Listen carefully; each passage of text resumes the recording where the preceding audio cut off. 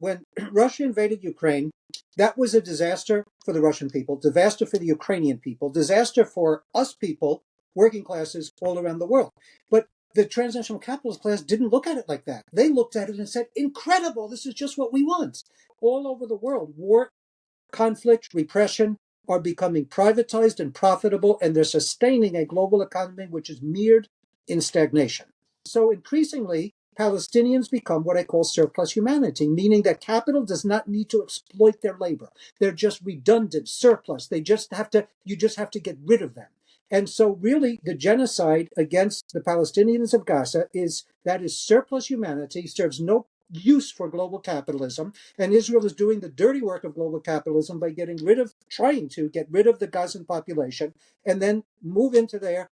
There's oil, there's gas, there's beachfront property, but there's also clean up the area for a gateway for transnational capitalist expansion in the Middle East. What we have to see with immigrant labor, because it's so revealing to the global police state, is that repressing and persecuting immigrant labor is enormously profitable for an increasingly big and hegemonic bloc of capital, which is the hegemonic bloc of capital at this time, which brings together the giant tech corporations with the military-industrial complex, with transnational finance. The three of them come together for this new hegemonic bloc of capital. Other countries around the world said, this is great. We should create these mega prisons. And Sri Lanka announced one which is going to hold 60,000. Thailand, China, Turkey, Egypt, all over the world, governments started announcing they're going to make the mega prisons after the Salvadoran model. So the second strategy that the ruling groups have to contain and control surplus humanity is the Salvadoran option, mass incarceration. And that also becomes profitable. It's part of militarized accumulation by repression.